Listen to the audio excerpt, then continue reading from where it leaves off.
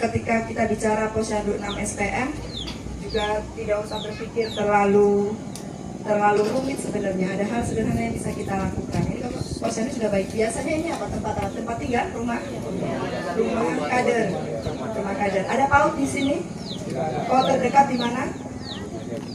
Lumayan jauh. Ada 5-10 kilo ada. 5-10 kilo. Oh, itu jauh. Kalau begitu bisa juga dari mama-mama kader atau mungkin penggiat literasi di sini. Ada mungkin yang guru di sini.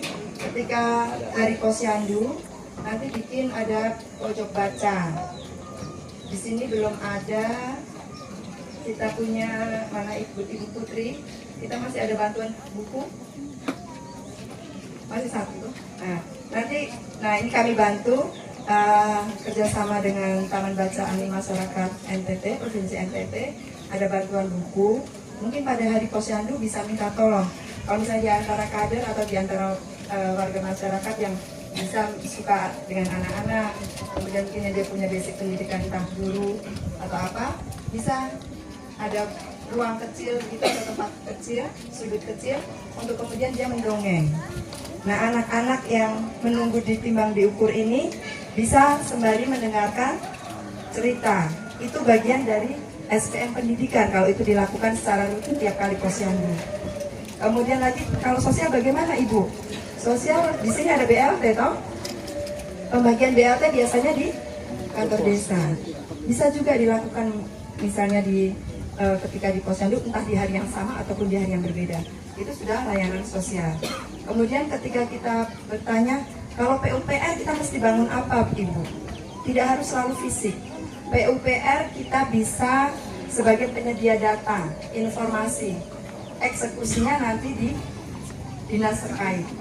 Jadi misalnya ini PR dari Ibu Ketum Posyandu Pusat, Ibu Tito Karnavian, diminta satu posyandu bisa memberikan 2 data dan mengawal usulan data itu untuk untuk pembangunan rumah layak huni.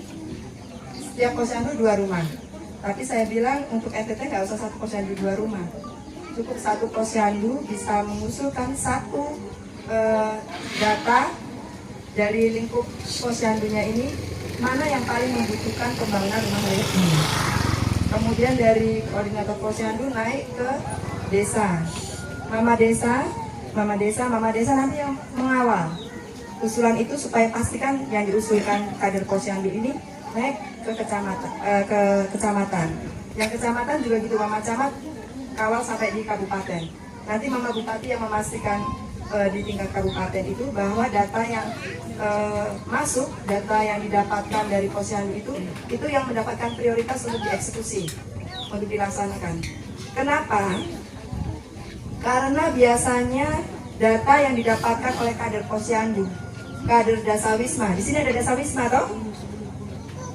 Tidak aktif, mati suri. Nanti diaktifkan ya Mama, PKK ya. PKK ada tapi?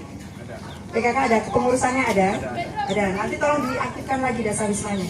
Karena data paling real, paling jujur, paling apa adanya, dan paling lengkap itu adanya di kader-kader Dasawisma, di kader-kader posyandu.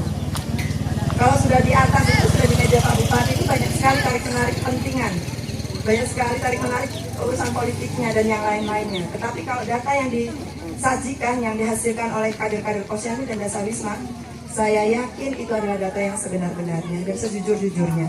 Dan memang kalau itu yang disampaikan, itu memang yang dibutuhkan oleh masyarakat. Ya, jadi nanti harapannya demikian, Bapak Desa boleh tolong juga bantu untuk memastikan hal ini, termasuk juga bagaimana melibatkan Mama Desa beserta seluruh pengurus, BKK dan juga kader-kader posyandu ini dalam setiap pengambilan keputusan terkait dengan pembangunan desa. Dalam musrembang des, Mama Desa juga jangan mau cuma sibuk suruh ngurusin makanan, suruh tempat. Itu sudah bagian yang lainnya sudah dibagi tugas. Mama harus duduk bersama di musrembang des, kemudian menyampaikan juga usulan-usulan, kemudian kebutuhan-kebutuhan dari PKK Posyandu Bunda PAUD setidaknya, ya. Karena ketika mama-mama kita ini berdaya, mama-mama ini ambil bagian, diberi kesempatan untuk berkontribusi dalam pembangunan desa, pasti Bapak juga merasa lebih ringan dan hasilnya juga lebih maksimal. Ya toh, mama-mama ini mau dikasih uang berapapun pasti cukup. Cukup nggak cukup, dicukup-cukupkan ya Mama. Kita punya banyak kreativitas, terang saja Bapak-Bapak.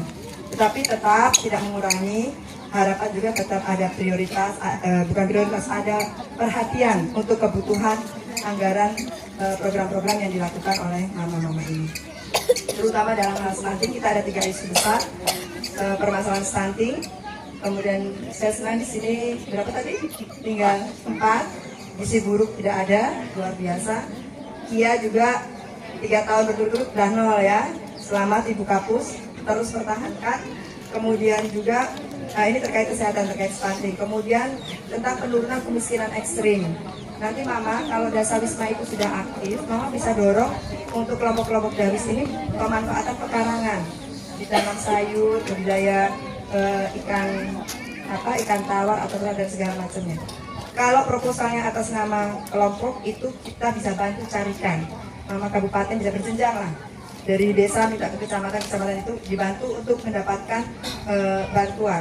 Tapi harus kelompok, tidak bisa bantuan kalau atas nama pribadi kita tidak bisa carikan. Tapi harus atas nama komunitas atau kelompok. Nah nanti bisa dilihat kalau misalnya kelompok Dawis-Dawis mana yang serius menangani ini tentang pemanfaatan pekarangan ini, produksi pertanian dan peternakan, bisa misalnya di desa ini ada tanah-tanah nganggur, tanah desa, aset desa yang nganggur, itu bisa dipinjam dulu supaya dimanfaatkan, supaya menjadi lahan produktif.